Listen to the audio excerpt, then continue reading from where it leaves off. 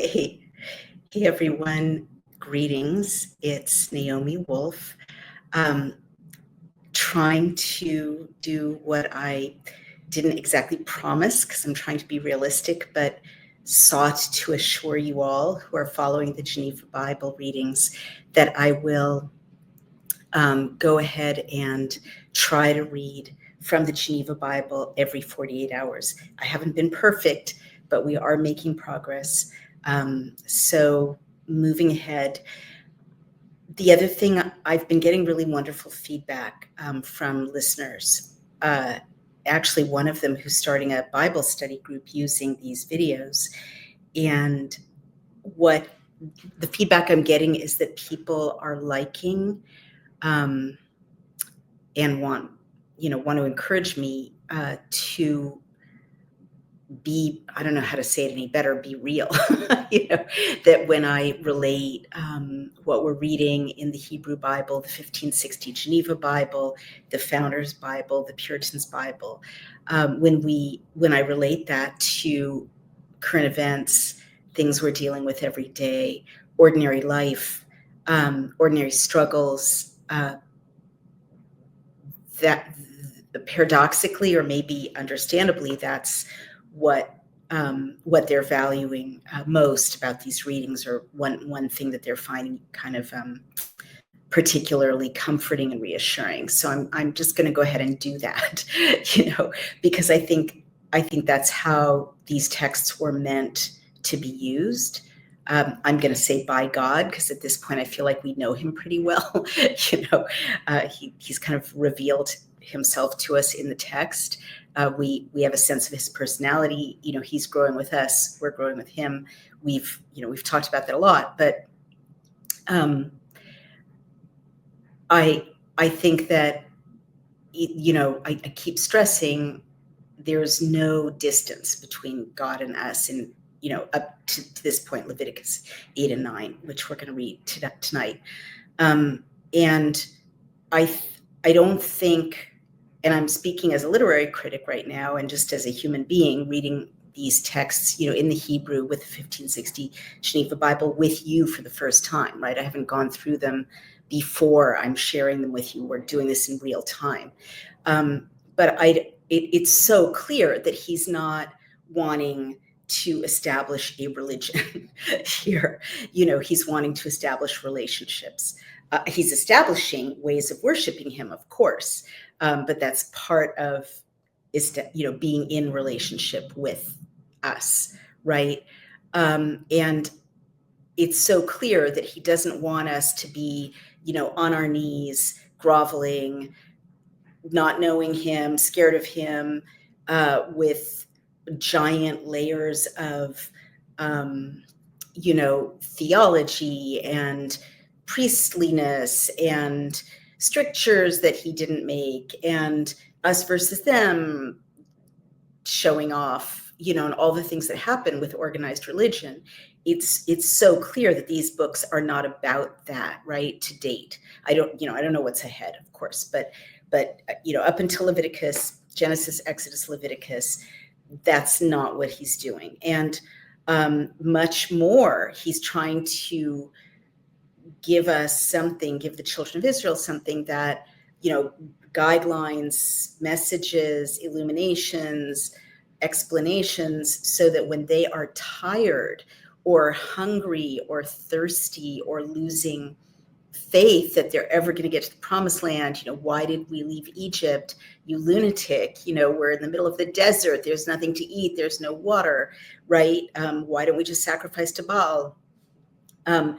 Or the ordinary, much more ordinary daily human messed upness, adultery, temptation, rage, narcissism, dysfunctional families, right? That it's for those struggles that he wants us to use these chapters, these texts, these directions, this guidance. And he wants us to use it very immediately, like a map, like an atlas, right, that you keep in your car back in the day when we didn't use GPS, but kept a map, a physical map in the car. So I'm just saying that as a preamble because I think I have to, surface before we begin reading the fact that these chapters, it's now about 7 chapters, right, about the sacrifice, the trespass sacrifice, the heave offering, the sin offering, the peace offering, like the chapters that at the end of Exodus that were very, very, very detailed about how to build the temple of meeting, right? The tabernacle, and what the priest should wear and what the bells on his hem should look like, and the fact that there should be pomegranates in between every bell, right? That went on for like 7 or 8 chapters. And I just want to, I hope I don't get struck by lightning, but I just kind of want, as a human being, to acknowledge that those kinds of chapters can get baffling and exhausting. God, please forgive me. I'm trying to go somewhere good with this, and repetitive, right? And then we went through this once before, right? At the end of Exodus, we were just slogging through, chapter after chapter about the bells and the laver with the single foot and the candelabrum and how wide it should be and how tall it should be. And I mean, these are all super like holy things. I don't mean to suggest that this is not the holiest thing on the planet. It is. And as you know, I think that was probably some sort of device to coordinate the human vibes with God's vibes, right? Some sort of technology that we can't even begin to understand. But we slogged through chapter after chapter after chapter after chapter before getting to that incredible payoff at the end of Exodus, where it, the glory of it, kind of it's all assembled, everything's in place. The people willingly did everything God asked them to do. They brought their earrings, they brought their rings, they stopped being such self-absorbed,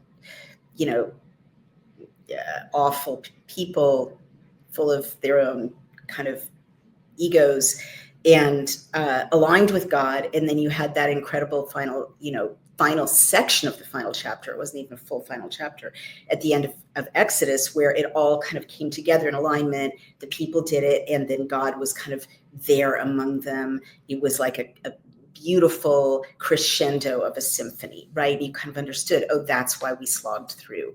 Sorry, God, beautiful, sacred book, chapter after chapter after chapter.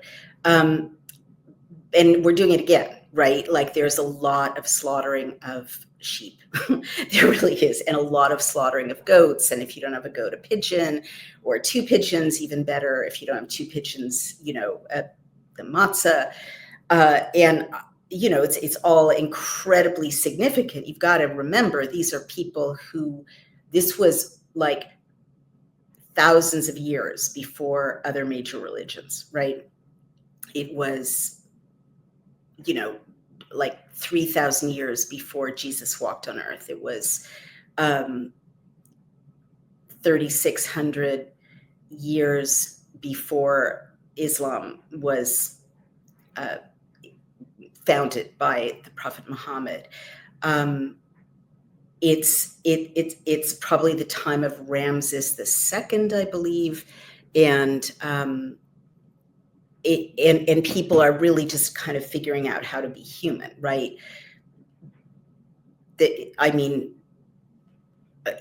People in Egypt, they're burying their living servants and living animals and living wives along with the pharaohs when the pharaohs die. I mean, there's no morality, right? As we understand it, there's barely a law.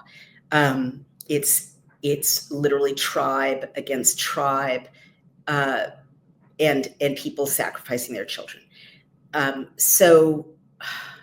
So for that reason, you do have to put it in context, I think. I'm not telling you what to do.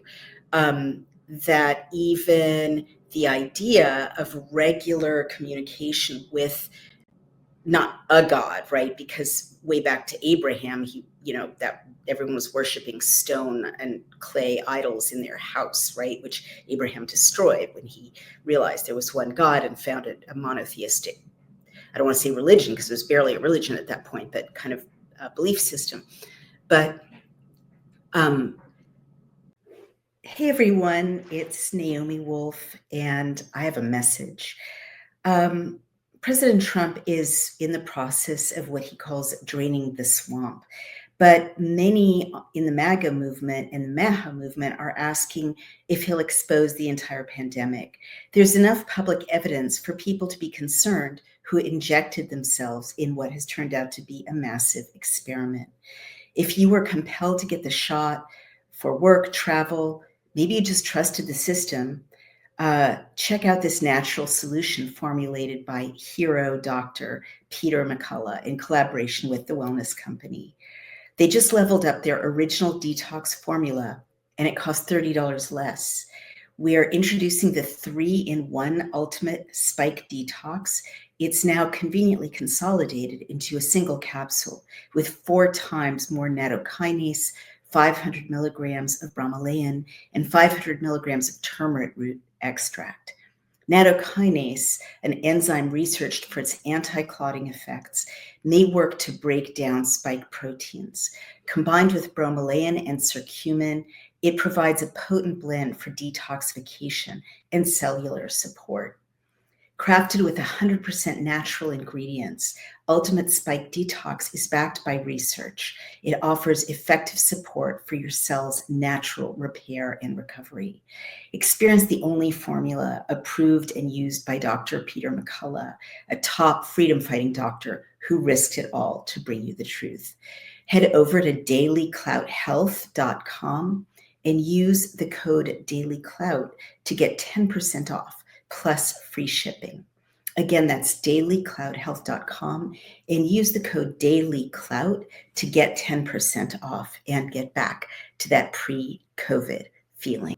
It clearly, in such a chaotic, morally, totally moral vacuum, right? It was useful, I'm sure, for God to say to people, look, when you transgress or you commit adultery, or you are furious at your child, or you beat your servant in a way that I've told you mustn't, or you profane the Sabbath, don't get more estranged from me, just come see me, right? And the way you can come see me and feel better and reconnect with me is bring the pigeons, right? Bring the sheep if you could afford to.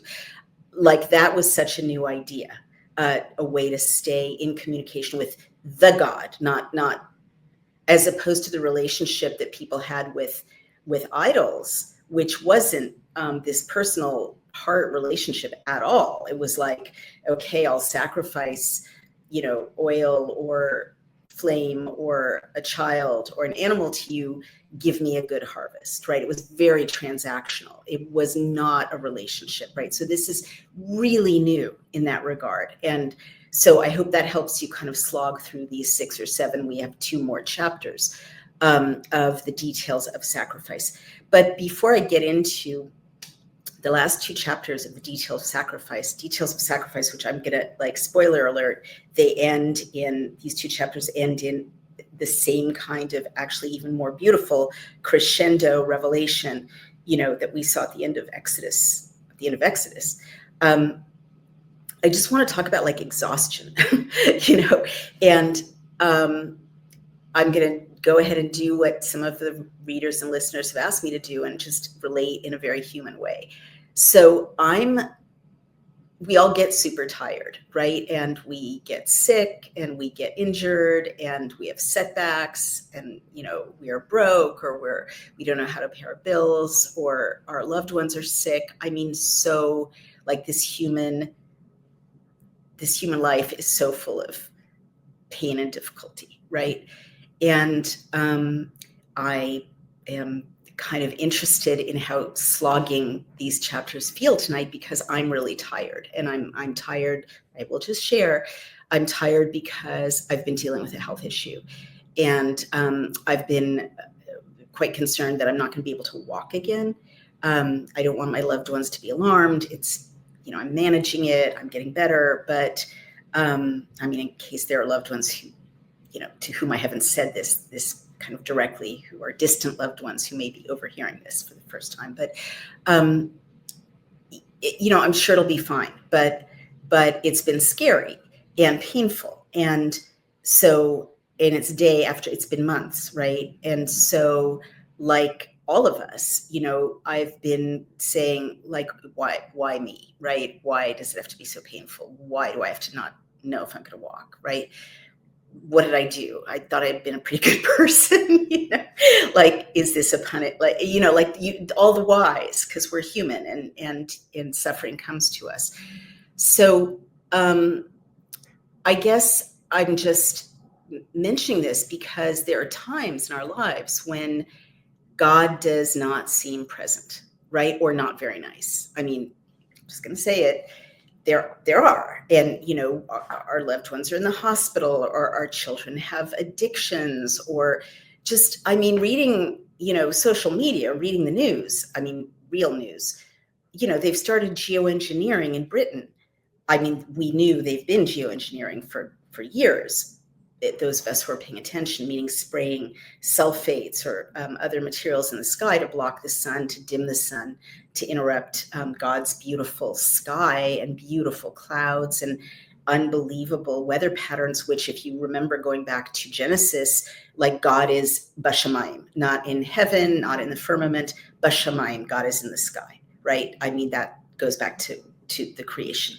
No doubt he's everywhere else, but definitely that's God in the sky. When you see a beautiful sunny day, clear sky, sunlight, fluffy clouds, you feel euphoric because you're closer to God. You can see God created this beautiful thing. It's all going to work out.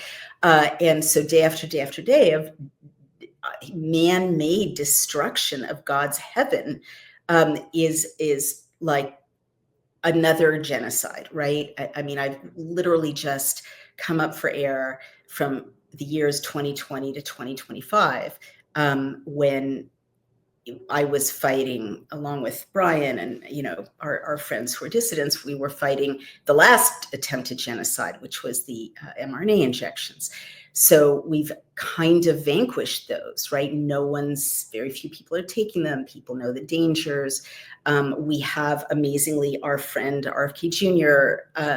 Running HHS, and Marty Makary and Jay Bhattacharya, these wonderful, aware people, scientists, running these agencies, these public health agencies. So that's a huge victory, but literally you can't relax. The minute we got these wonderful warriors in place, the minute humanity barely, we didn't escape that, right? There's horrific death and sterilization and miscarriages and a drop in live births, all the things I talk about all the time. But humanity was going to survive. We were going to rebuild. And by the way, that near miss that I've just described is so, as you know, so typical of God's relationship to humans in these books so far, right? Humans will mess up. God will be like, okay, that's enough. I can't deal with these people anymore.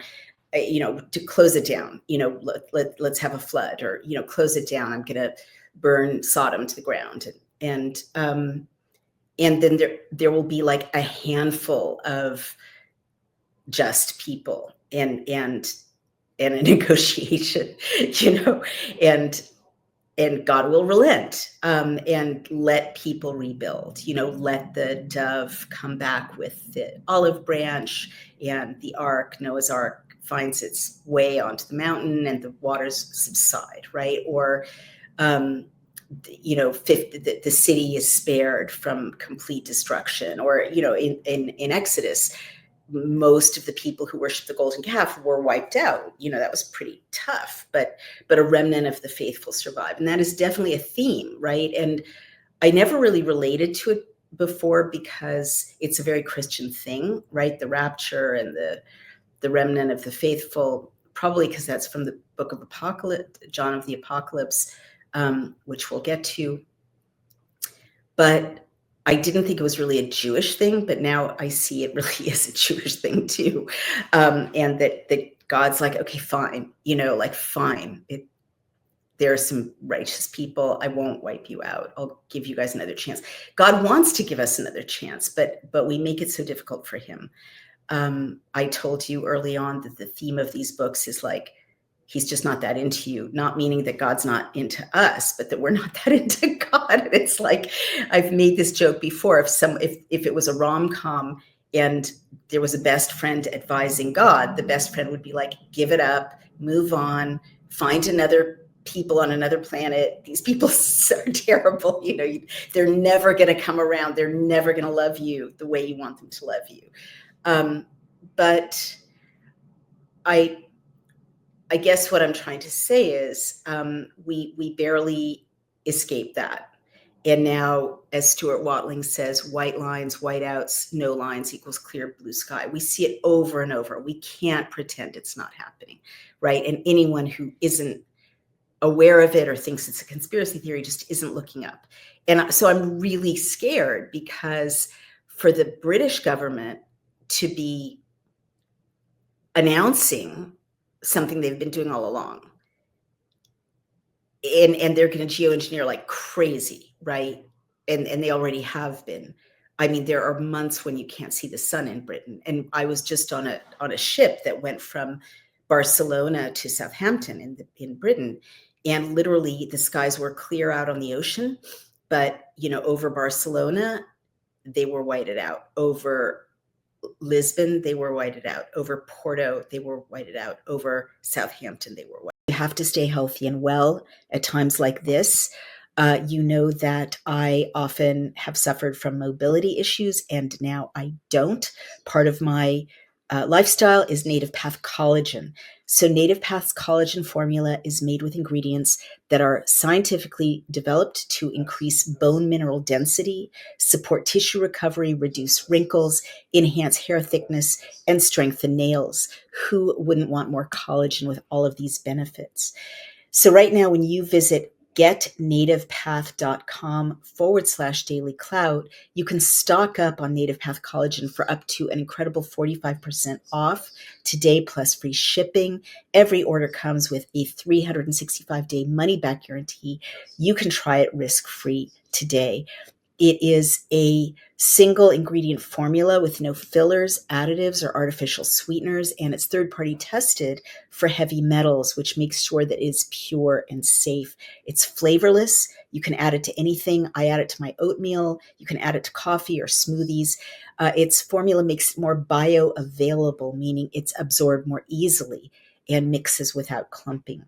And the best part is Native Path is offering amazing bundle deals, 3 or 6 packs at a fraction of the price of other brands. With over 4 million jars sold, 1 million happy customers, 8,000 5-star reviews, and a 365-day no-risk guarantee, Native Path is a trusted choice, and they offer an 800 number. You can ask any question. A real person is waiting to help. You can join a private Facebook community. I love these people. Share recipes, success stories. So that's getnativepath.com/dailyclout and start your experience of transformation today. So either there's something about air traffic when planes land near a city, or indeed in country after country in Europe, they're geoengineering, blocking the sun, or some combination of both. But it's really bad, and I fear the worst. These globalists are genocidal maniacs. I don't know that they must be human physically. I don't know if they're human emotionally. And I really think, well, they couldn't kill us. They didn't manage to kill us off or sterilize us with the vaccine because of warriors, who spoke up. I'm glad I was on the right side of history with that. But so they're just going to keep trying with blocking the sun. And you don't have to be an earth scientist to know that if you block the sun for not very long, there's no food. And if there's no food, then Bill Gates's lab-grown meat is, your only option, and eating the bugs. So I read things like that and I get just overwhelmed, right? Like it's over, right? We fought a good fight. It's over. So I guess I'm highlighting that because my mood and this moment in history kind of matches Leviticus, what is it, about 2 to 8. I'm just acknowledging that sometimes, like, God doesn't seem to show up in our lives and all seems lost. And I'm acknowledging that sometimes religion is hard and faith is hard, and we don't know where God went, in our lives or in the world. I guess we're just going to forge ahead, because one thing I have learned from this journey with you guys is there can be stretches like that, and then he shows up, or there can be, times when, as I just said, everything, we blew it, humans messed up. There's no point in even thinking that, we can have a relationship, right? Let alone life abundantly, which is what God wants to give us. He says in the Hebrew Bible, Chaim aleinu ve'al kol Yisrael, life on us and on all of Israel, meaning eventually all of humanity. But there are times it really doesn't feel that way. So I don't have a happy, smiley answer. One thing, I'm just going to be super honest, because why not? And, you guys are definitely giving me permission. I think one thing that puts people off of religion, organized religion, is the forced happy endingness, or the forced, like, it's all going to be fine. It's, yellow brick road. I don't think a lot of religions do a great job. Buddhism does, because it starts out with, humans suffering exists. But I don't think a lot of modern religions do a great job acknowledging suffering and pain and difficulty, and just, the fact that humans can feel lost, and alone, and like God's not there. It's a very smiley, distraction-oriented set of religions these days. And I'm not singling out any one religion. I think they're all kind of guilty of it, especially in the West. And so I guess it's understandable, if people are losing faith and not going to church, not going to synagogue, you don't want to bum them out, on Shabbat or on Sunday. If they do show up, you have to kind of put on a happy face. But paradoxically, I don't think that serves people. These Puritans, though, they really knew about suffering, and they delved right in there. And also the Hebrew Bible, deals with suffering. So, and it also, it also is going to reveal itself. I mean, I've said this before, and I'm sorry, I'm kind of stumbling because of the kind of stuckness of the world and of my own kind of physicality right now. But we have had this experience in the past, and I'm going to trust or have faith that we're going to have it again, of feeling like nothing's moving forward in this text. It's super boring. I'm sorry, God, don't strike me down. I mean, can we be honest? Sometimes it's hard, right? And sometimes it's hard to sit in church. Sometimes it's hard to sit in synagogue. Oh my gosh, the high holy days when you're 7 years old, you just want to, like, it's so difficult. But with this text, when we keep going, we kind of get through the difficult, barren part of the journey, or the rigorous, challenging part of the journey. And I always feel better when I read it. So that's number one. And I guess that's the only thing that I should say in my preamble, which has gone on for quite a while. So now we're going to dive right in with Leviticus 8 and 9. And wonderfully, now there is a Geneva Bible PDF. So just look for Geneva Bible, 1560 Geneva Bible online, or genevabible.com. And you can go ahead and read it without, I mean, I love the Elizabethan text. If you can afford it, by all means, buy it. But if you can't, because money is tight these days for most people, this is a wonderful free alternative. Chapter 8, the anoint, and this is the subhead. And this is the Founders Bible, the Puritans Bible, as I always say, Shakespeare's Bible, the Bible before the King James Bible, the Radical Bible, and the very accurate translation. The anointing of Aaron and his sons with the sacrifice concerning the same. Afterward, the Lord spoke unto Moses, saying, Take Aaron and his sons with him, and the garments, and the anointing oil, and a bullock, a young bull, for the sin offering, and 2 rams, and a basket of unleavened bread, and assemble all the company at the door of the tabernacle of the congregation. I'm going to read that again, because in Judaism, if you make a mistake reading the Torah, you have to go back over it. And assemble all the company at the door of the tabernacle of the congregation. So Moshe did as the Lord had commanded him, and the company was assembled at the door of the tabernacle of the congregation. So Moshe said unto the company, This is the thing which the Lord has commanded to do. And Moshe brought Aaron and his sons and washed them with water, and put upon him the coat, and girded him with a girdle, meaning a belt, and clothed his with the robe, and put the ephod on him, which he girded with the broidered guard of the ephod, and bound it, meaning bound it unto him therewith. So he put a coat and tied it with a belt and put a robe over it, and he put the ephod, which I believe is the breastplate, which we saw in Exodus, but I'll double check that, or you can double check it for me, because there's no note about it. After he put the breastplate there on and put in the breastplate the Urim and the Tumim, also he put the mitre upon his head, and put upon the mitre on the forefront of the gold, and put upon the mitre on the forefront the golden plate and the holy crown, as the Lord had commanded Moshe.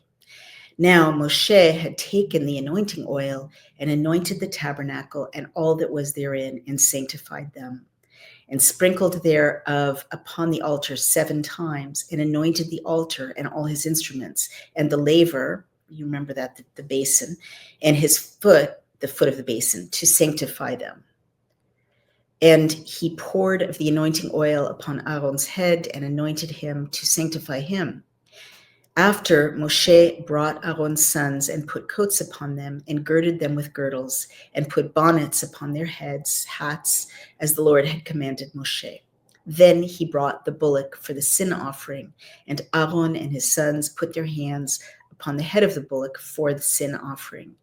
And Moshe slew him, and took the blood, which he put upon the horns of the altar round about with his finger, and purified the altar, and poured the rest of the blood at the foot of the altar. So he sanctified it, to make reconciliation upon it. Then he took all the fat that was upon the innards, and the caul of the liver, and the 2 kidneys with their fat, which Moshe burned upon the altar. But the bullock and his hide and his flesh and his dung he burnt with fire without the host, meaning outside the crowd, as the Lord had commanded Moshe. Also he brought the ram for the burnt offering, and Aaron and his sons put their hands upon the head of the ram. So Moshe killed it, and sprinkled the blood upon the altar round about. And Moshe cut the ram in pieces, and burnt the head with the pieces and the fat, and washed the innards and the legs in water. So Moshe burnt the ram every whit, meaning all of it, upon the altar, for it was a burnt offering for a sweet savor, which was made by fire unto the Lord, as the Lord had commanded Moshe. After he brought the other ram, the ram of consecrations, and Aaron and his sons laid their hands upon the head of the ram, which Moshe slew, and took of the blood of it, and put it upon the lap of Aaron's, meaning the lobe of Aaron's right ear, and upon the thumb of his right hand, and upon the great toe of his right foot. Then Moshe brought Aaron's sons, and put of the blood of the lap of their, and put of the blood on the lap of their right ears, and upon the thumbs of their right hands, and upon the great toes of their right feet, meaning the big toes of their right feet. And Moshe sprinkled the rest of the blood upon the altar round about. And he took the fat and the rump, and all the fat that was upon the innards, and the caul of the liver, and the 2 kidneys with their fat, and the right shoulder. Also he took of the basket of the unleavened bread that was before the Lord, 1 unleavened cake and a cake of oiled bread, and 1 wafer, and put them on the fat and upon the right shoulder. So he put all in Aaron's hands and in his son's hands, and shook it to and fro before the Lord. After Moshe took them out of their hands and burnt them upon the altar for a burnt offering, for these were consecrations for a sweet savor, which was made by fire unto the Lord. Likewise, Moshe took the breast of the ram of consecration and shook it to and fro before the Lord, for it was Moshe's portion, as the Lord had commanded Moshe. Also Moshe took of the anointing oil and of the blood which was upon the altar, and sprinkled it upon Aaron, upon his garments, and upon his sons, and on his sons' garments with him. So he sanctified Aaron, his garments, and his sons' garments with him. Afterward Moshe said unto Aaron and his sons, seethe the flesh, meaning boil it, at the door of the tabernacle of the congregation, and there eat it with the bread that is in the basket of consecrations, as I commanded, saying, Aaron and his sons shall eat it. But that which remains of the flesh and of the bread shall you burn with fire. And ye shall not depart from the door of the tabernacle of the congregation 7 days, until the days of your consecrations be at an end. For 7 days, said the Lord, shall he consecrate you. As he hath done this day, so the Lord has commanded to do, to make an atonement for you. Therefore shall you abide at the door of the tabernacle of the congregation day and night, meaning stay, 7 days, and shall keep the watch of the Lord, that you die not, for so I am commanded. So Aaron and his sons did all the things which the Lord had commanded by the hand of Moshe. In chapter 9, the first offerings of Aaron. Aaron blesses the people. The glory of the Lord is shown. The fire comes from the Lord. I promised you there would be a dramatic conclusion here. And in the 8th day, meaning the 8th day, Moshe called Aaron and his sons and the elders of Israel. Then he said unto Aaron, take you a young calf for a sin offering and a ram for a burnt offering, both without blemish, and bring them before the Lord. And unto the children of Israel you shall speak, saying, take you an he-goat for a sin offering, and a calf and a lamb, both of a year old, without blemish, for a burnt offering. Also a bullock and a ram for peace offerings, to offer before the Lord, and a meat offering mingled with oil. For today the Lord will appear unto you. Then they brought that which Moshe commanded before the tabernacle of the congregation, and all the assembly, meaning the whole congregation, all the people, drew near and stood before the Lord. Like people are literally standing before God. Like, an author I'm reading a book about near-death experiences, I'm just glancing over at it, points out that in no other religion does God continually talk to human beings. I mean, God himself, not an intermediary.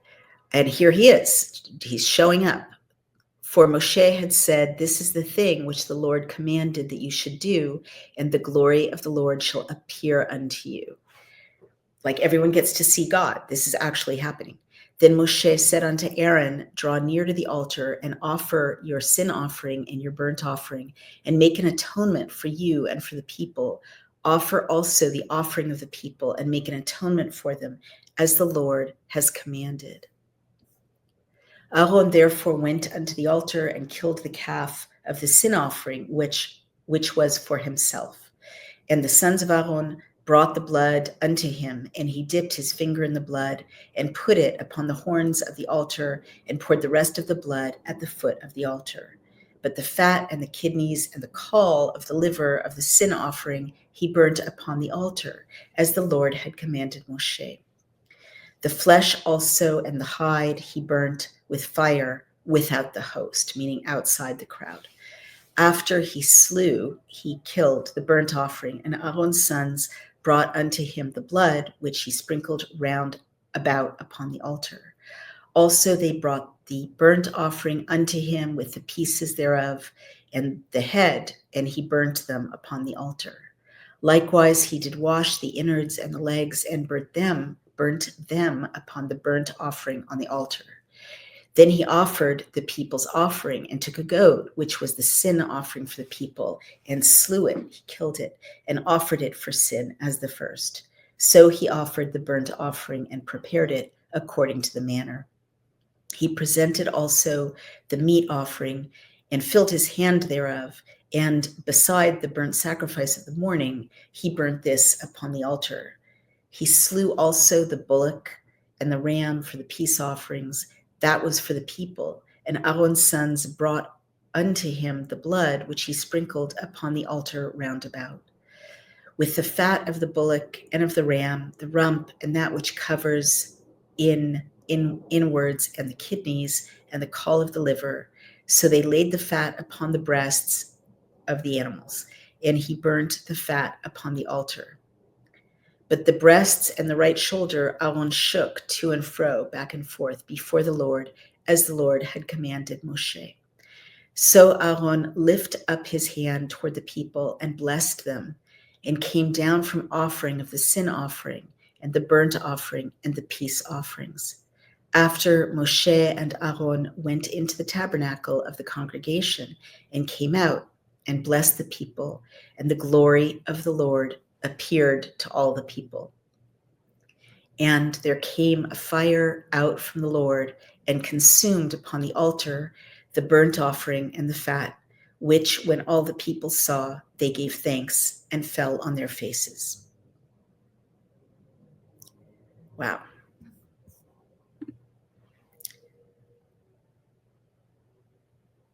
That's pretty amazing. So God showed up.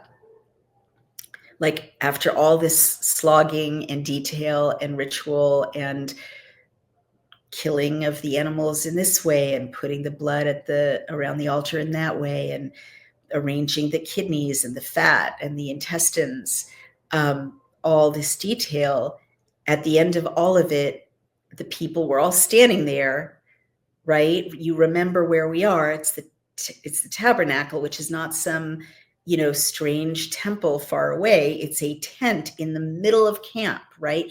Everyone lives all around it. They're getting water. They're, taking care of their kids. They're pounding meal to make bread. They're washing themselves. They're living their family lives, their daily lives. They're dealing with their animals. It was a shepherd culture, a nomadic culture without agriculture yet, right? In the middle of everybody, in the middle of this crowd of thousands of people, there's this tent, and it's been set up for God. We went into all the details of what God wants in his apartment, basically, at the end of Exodus, and now we've got these sacrifices of animals and these rituals, which make it lekadesh. You remember that word, mekadesh. It's translated in English as sanctifies, but I don't think that doesn't quite capture, as I've said before, the Hebrew implication, which I think is so important, because it's the center of living with this law in your heart, right? Which is not just for Jews, it's for everybody. God makes that clear. He makes it clear in this text. He makes it clear in the New Testament. But it's lekadesh. You can sanctify anything yourself. Doesn't take God. It takes God, of course. Everything holy comes from God, but it doesn't take a priest, right? So you make holy by turning your heart in a certain direction, and also rituals help, right? You cleanse things, you heal things, you make things holy. That's the job of human beings. I mean, to me, that's a mind-blowing thing to point out. If we all really believed that, it would completely change the relationship of human beings to God and to the earth and to each other. But also, respectfully, it would very much kind of drain power from organized religion, power that it shouldn't have, essentially, and leave it with the power that it should have of bringing people together and creating community and being a place where these rituals can unfold with helpers who can have their special skills in helping, but humans mekadesh with God. It's a reflexive verb, meaning it's not something that's done to you, it's something you actively do, right? So sanctified is passive, mekadesh is active. So bear that in mind. So God showed up right after all of this preparation. He wants his apartment a certain way. Fair enough. He's coming to live with people. And now he's like, okay, I'm really holy and I'm coming to live with you guys. So you guys have to lekadesh yourselves. You have to make yourselves holier, so that I can hang out with you and we can be in alignment. And that's what all this sacrificing of animals is for. And we've talked about this too. Maybe I'll just stop saying we've talked about this, because when we've talked about things, but things are thematic. So it can be, I don't want to say repetitive, but there are these echoes. So, it's these sacrifices are not for humans. I'm sorry, they're not for God, they're for humans, right? God doesn't need the sheep. God doesn't need the doves. God doesn't need the kidneys and the fat and the blood around the altar. It seems like these are rituals to lekadesh, to cleanse people. And what's all this atoning about? Well, clearly people do bad things all day long. And so if they're going to hang out with God, they have to think about it and atone for it in order to be in that state of blessedness, kiddush, kichut, so that they can hang out with God and God can hang out with them. That, to me, that's what it seems like, right? So it's not like we're so pathetic, you hate us, let me kill some animals so you don't kill me. It's not that barbaric transaction, which is what we're taught in a lot of religions.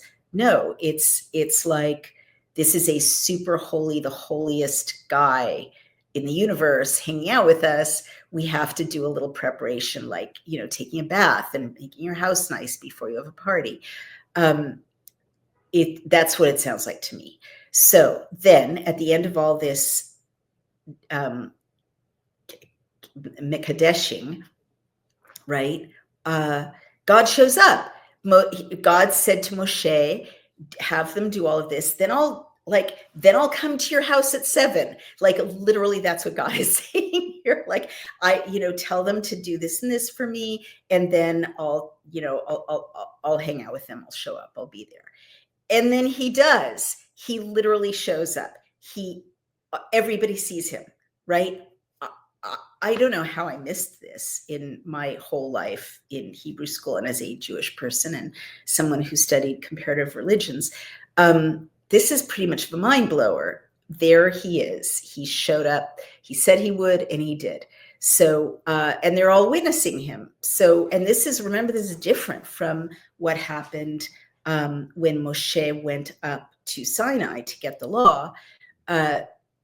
Moshe, at that time, these people were much less evolved. Like, you see the human beings kind of growing in relation to God over the course of these books. And Moshe had to tell everyone to stand back and stay at the foot of the mountain, lest they die, right? They couldn't witness God without risking being killed by the discrepancy between, human energies and the holiness of God. But now people are learning how to sanctify themselves, how to lekadesh themselves. And so they get to see God. They all get to see God. It blows me away. So let's see what it says in Hebrew. There's some words I really want to look at and some phrases. Well, one thing I want to remind you of in line 2 is what anointing means.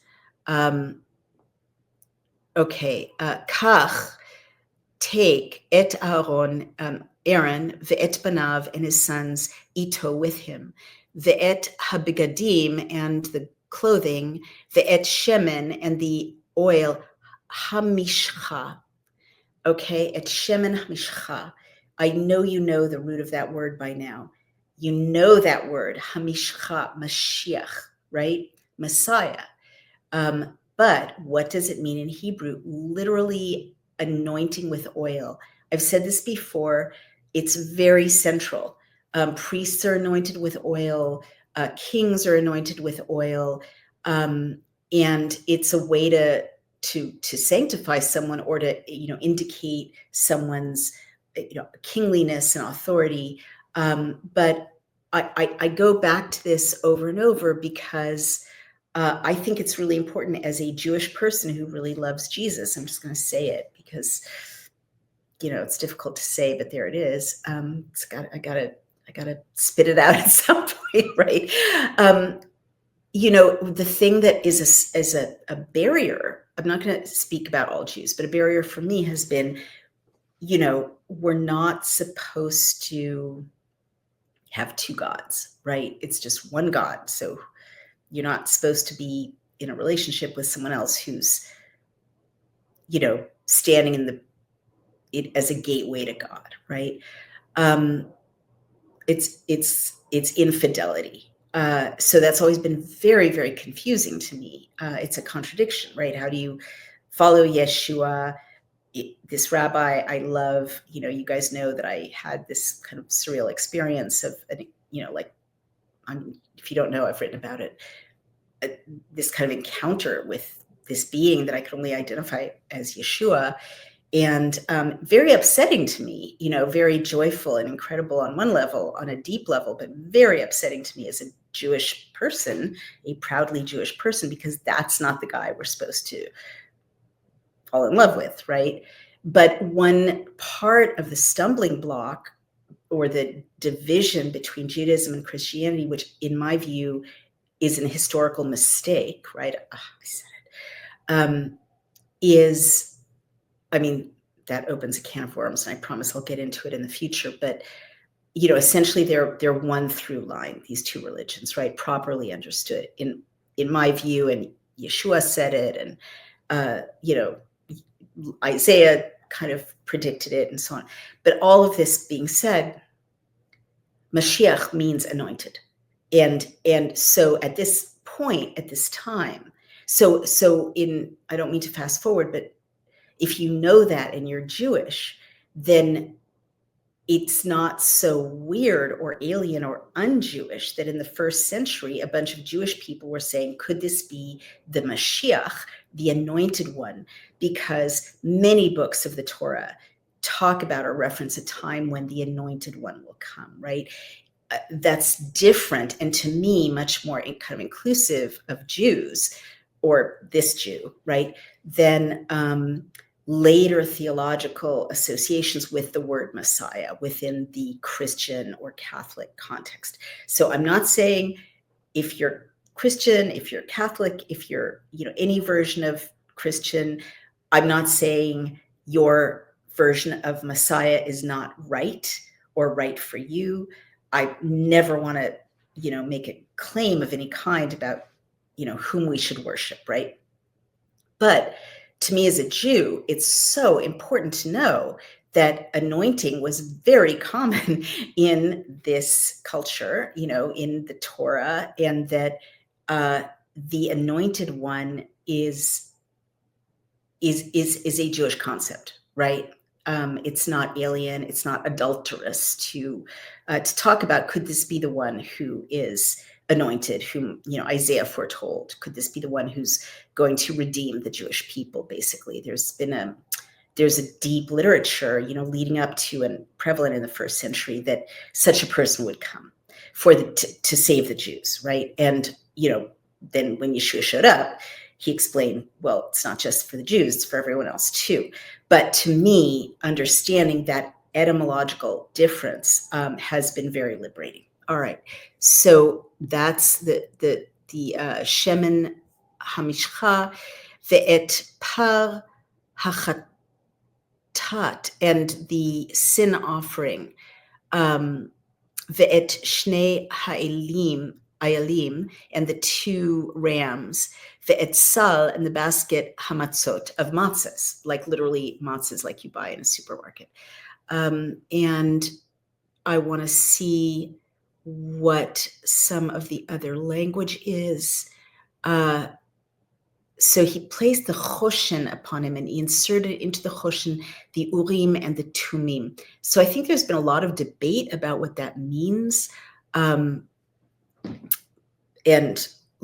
please look it up because I didn't, and let's talk about it afterwards. But you remember that everything that's happening right now is that Aaron is being dressed in the jewels and the breastplate that were spelled out at the end of Exodus. So this is not a mitre, but a cap. He placed the cap on his, meaning Aaron's head, and he placed on the cap towards his face the golden show plate, the holy crown. And what is that word? Gezer HaKodesh, again, the crown that is holy. Ke'asher tziva Adonai et Moshe, which the Lord God had commanded Moses. And I want to see some of the language of sanctification. Here it is. He purified the altar. All right. V'yishchat v'yikach, and he slaughtered it. V'yikach Moshe, and Moshe took et hadam, the blood, v'yiten al karnot, and he put it or gave it on the horns of Hamizbeach, the altar, sviv, all around. Be'etzba'o, with his finger, or in his finger, literally. Ve'yechate et hamizbeach, and he purified the altar. Ve'et hadam, and the blood, yatzak el yesod, he poured the blood at the base of the altar, hamizbeach. Ve'yikadshehu, again that root kodesh. Ve'yikadshehu, and he made it holy. Lekaper alav, to, and that word lekaper, you remember it from Yom Kippur, to atone upon it, right? So this is not like people individually atoning, but it's like a technology that lets people atone, collectively, sort of.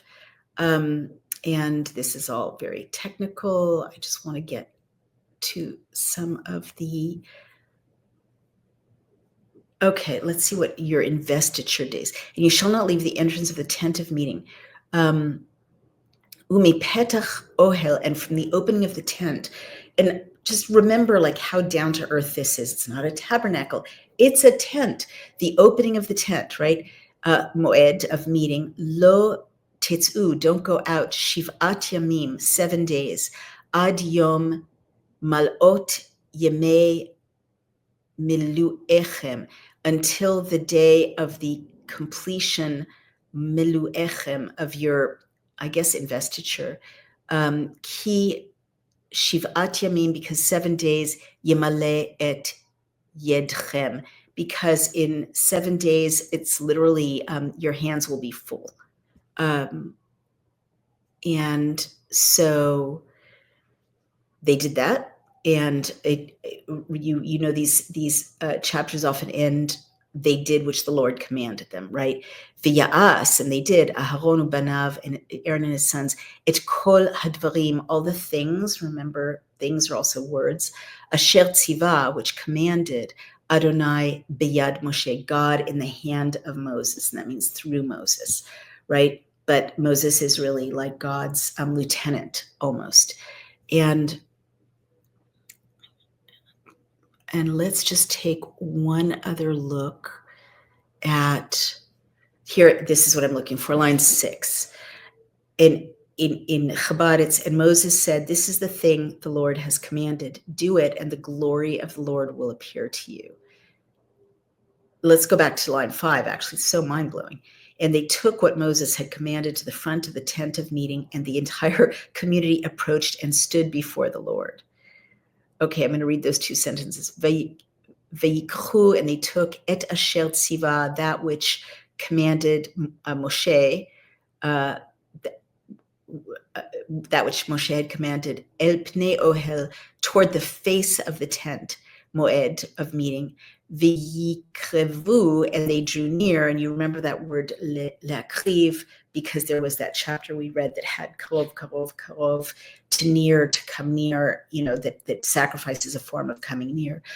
And here it is again, v'yikrevu kol ha'edah, and the entire community drew near, v'ya'amdu, and they stood lifnei Adonai, in front of God. It literally says that. And they stood in front of God. Vayomer Moshe, and Moses said, Ze hadavar, this is the thing, also the word, asher tziva, which commanded Adonai ta'asu, do it, which God commanded, do it, v'yera elechem, and kavod Adonai, and v'yera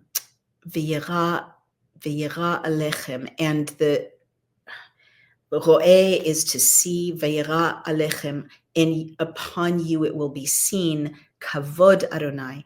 Now it's translated as the glory of the Lord, but it's like also heaviness and honor. All those are in one word, as we saw back in Exodus. Unbelievable. And so they did it. They prepared all the animals. They slaughtered the ox. And here we go. And line 22. V'yisa, and he lifted up Aharon et yadav, Aaron his hands, el ha'am, toward the people. And people is also like a nation. It's got that implication. El ha'am ve'yivarachem, that same word, livroach, levarech, ve'yivaracham, reflexive, and they were blessed, right? He blessed them and they were blessed. That's all packed into this one word. Ve'yered me'ashot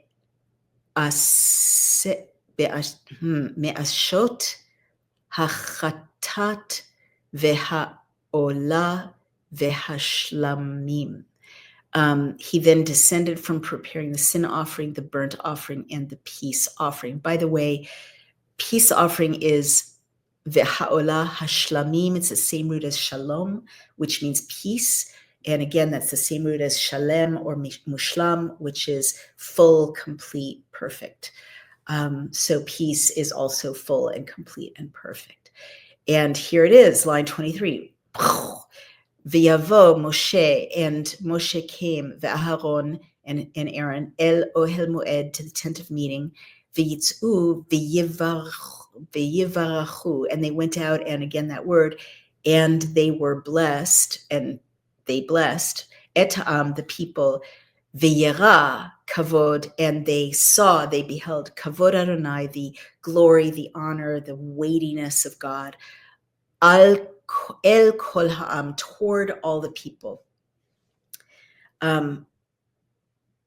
V'titzeh esh, and a fire went out, milifnei Adonai, from before God, v'tochal et hamizbeach, and literally ate the burnt offering,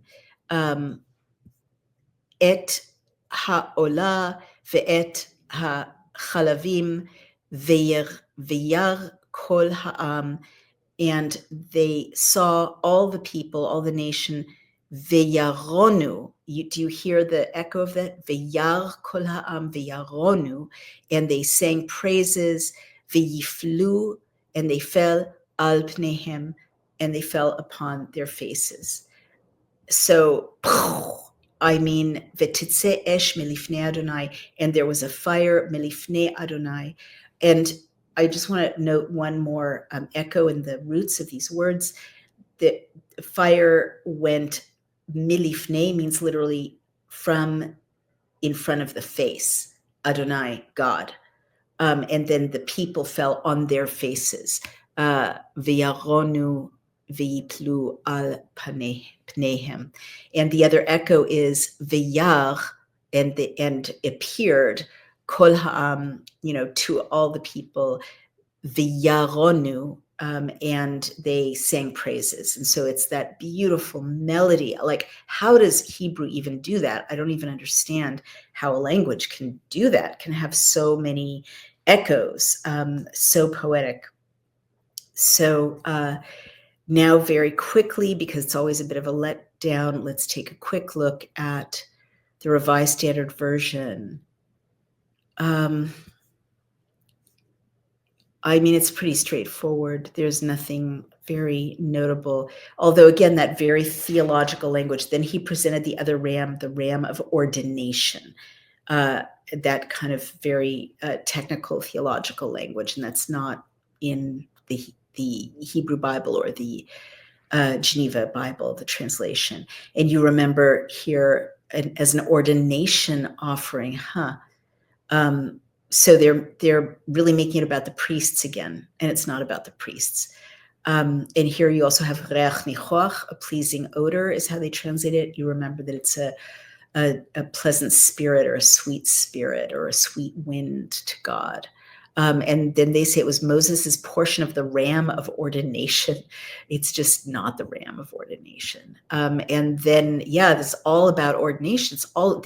This translation makes it all about the priests. Listen to this. And you shall not go out from the door of the tent of meeting for 7 days until the days of your ordination are completed, for it will take 7 days to ordain you.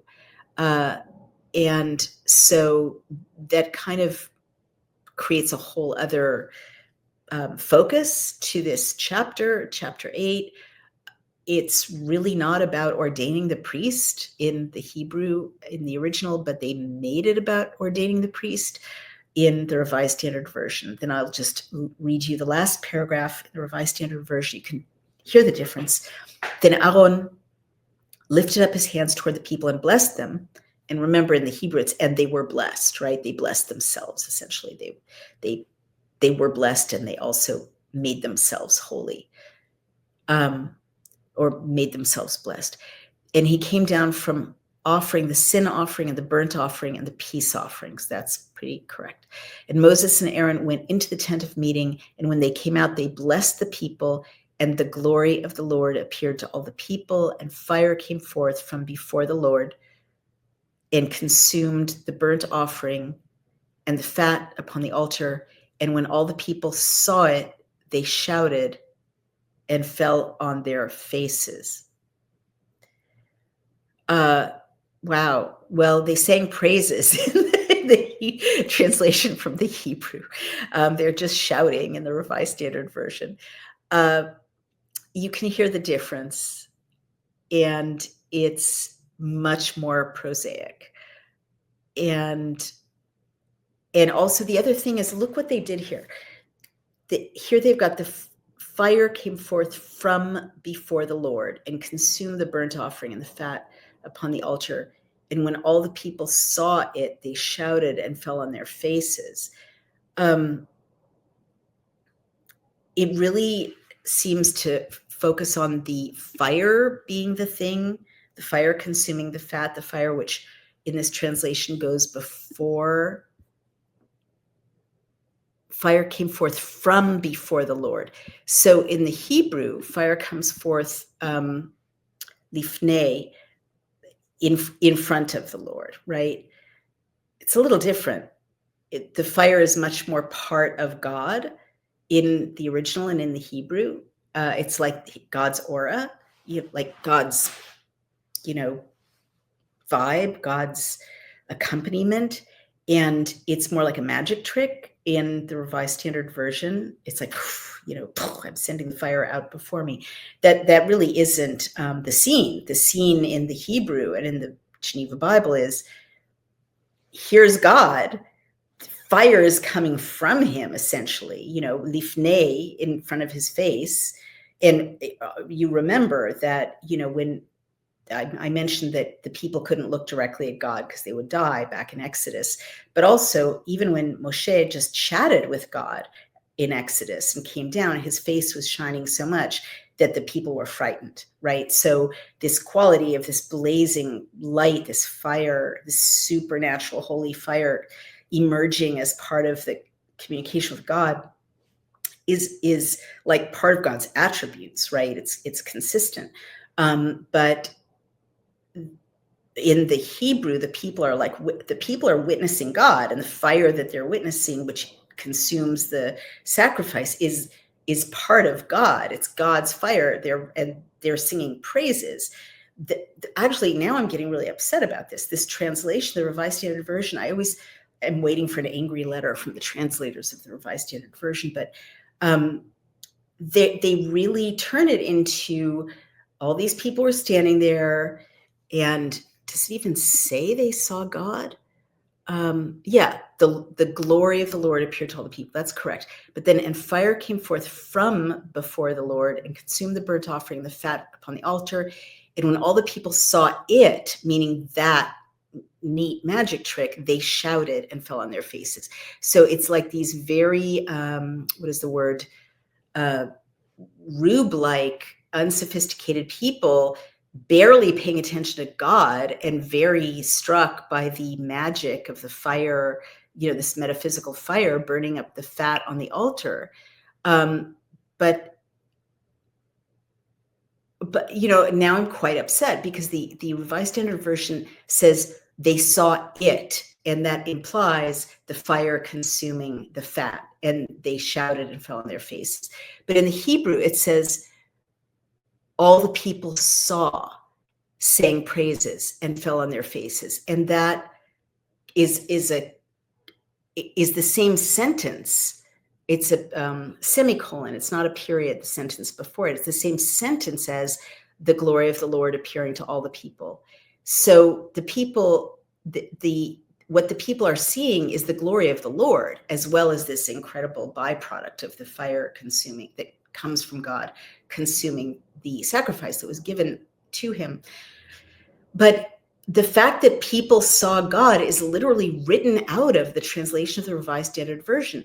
They make the it refer to the fire and not to God. But in the Hebrew, what the people see and what they're singing praises about, not shouting, right, is that they're seeing the glory of the Lord, as well as the fire consuming the fat, which is very much a secondary kind of byproduct of the glory of the Lord.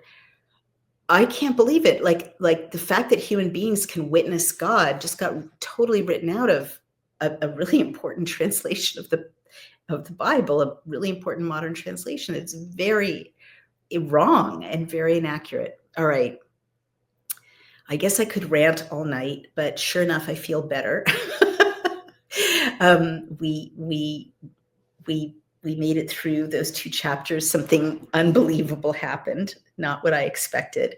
And kind of one of the most important things to happen in the Hebrew Bible, right? A bunch of people saw God, just saw him, put out his picnic, and there he came to visit, right? A whole bunch of people, a whole nation of people in the desert.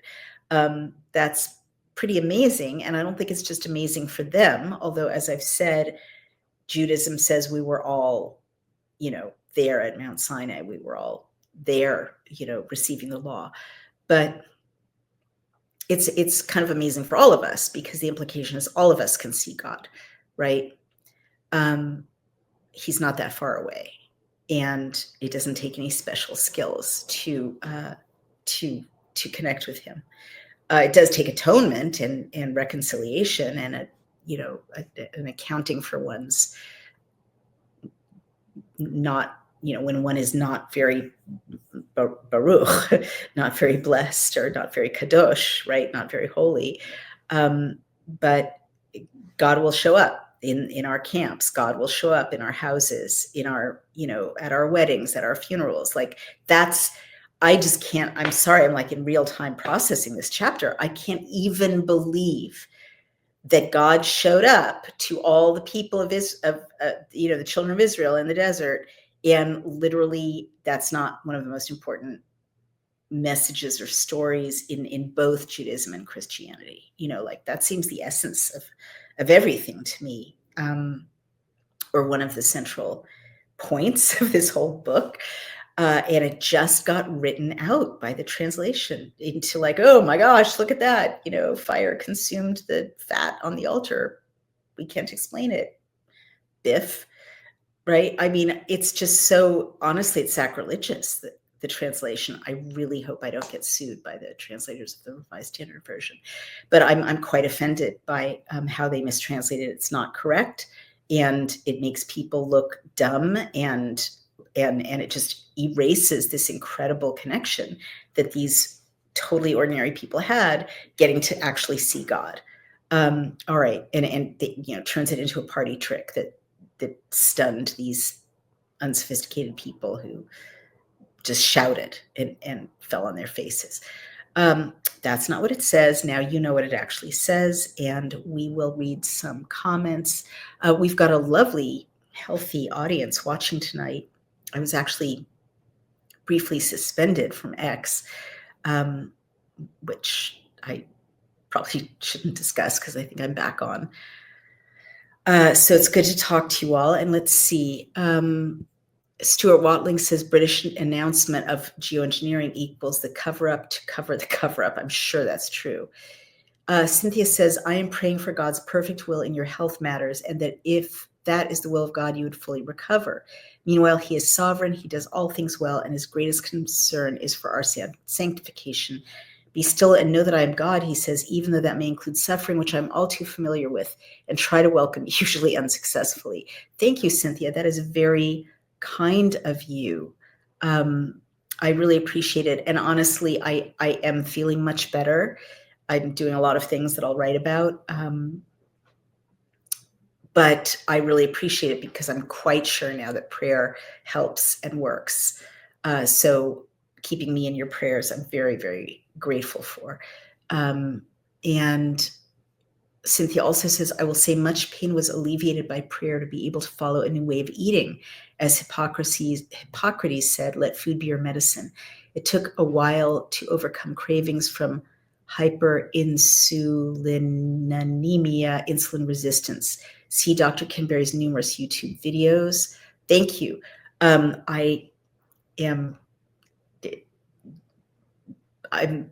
very grateful to you. I've been getting very good advice about that for my issue, and but I'm thoroughly persuaded that, you know, before checking myself into a hospital, food, supplements, things I can't mention on X apparently without getting censored, you know, prayer, exercise, all of these things are you know, helping me considerably. And there's so much to learn about all of us, including you know, all of our health issues, including nutrition. So thank you. Yes. Same happens in the book of Daniel. Really? Fire consumes something, or people see the glory of God? Este Aijian says that. Interesting. Netisla Biheneta from Japan, I believe, says people, including me, had no idea about how things could be taken out depending on translations. Incredible. I had no idea till I did these readings that so many liberties, bad liberties, had been taken with modern translations. Christopher Sparks has a new translation that took 28 years to write. Looks interesting. He is against the King James Version. That is very interesting. And Bernie Lutchman says, bless you, Naomi. I am a conservative Southern Baptist and just saw this for the first time. Kavod Adonai. That means glory of God. Wow, it means so much. Shavua Tov. Thank you. And Bernie Lutchman knows, because he's very well informed, that we say Shavua Tov at the end of Sabbath and the beginning of a new week. And it means have a good week. It means the Shabbat is over and we're about to start a week. Chris said, Naomi, our roommate here, didn't walk for 2 years without crutches. We helped her. She had surgeries and is walking again. Count the people who love you, whom you have loved. Allow them to help you. Never give up. You can recover. Thank you, Chris. That's very kind. And again, I am feeling much better, everyone. I don't mean to alarm you unnecessarily. Just letting you know that it's been a bit of a dark night of the soul over here. And Bernie Lutchman says the Hebrew is so much richer than any English translation. I am so glad if I can convey that. I really couldn't tell. Like it felt intuitively important for me to speak the Hebrew to you and explain the key words as much as I could without overwhelming you, as I assume for the most part non-Hebrew speakers. But people are saying that they're getting a lot out of the hearing the Hebrew, and I bet you're understanding some of the words by now. And I don't want to like put words in your mouth. I'd love to know what makes you feel that the Hebrew is richer, but it is just a miraculous language, and it does things that that I don't understand, how language can achieve them. We've seen some of them in this chapter. So I'm so glad if I'm not. I mean, I was afraid I would bore you guys with reading some of the Hebrew, but and always give me feedback, of course. But it seems like people are getting quite a lot out of it, and I agree. Just hearing the words, I mean, there's something about that language where if you just hear the sound of the Hebrew, with some understanding of what the meaning is, it is just transformational. That I should stop. We could go on forever, but we're over time. We're out of time. Guys, if you want me to, if you want to help, because it's not just me, it's a producer, it's a social media person, it's editing, it's hosting, it's all the things. It's a whole operation. Please do subscribe to Outspoken on Substack. You can become a founding member and you get 2 signed books. We are keeping these readings free for everyone, no paywall. So I really do depend, and our whole team depends on your donations, your subscriptions. You can also go over to Daily Clout and subscribe there. Or donate there, and it all goes to helping me continue to produce these and to bring you the wonderful things we do on Daily Clout and on Outspoken. And I'm going to say goodnight for now, and I'll see you soon. Shavua Tov. Shavua Tov.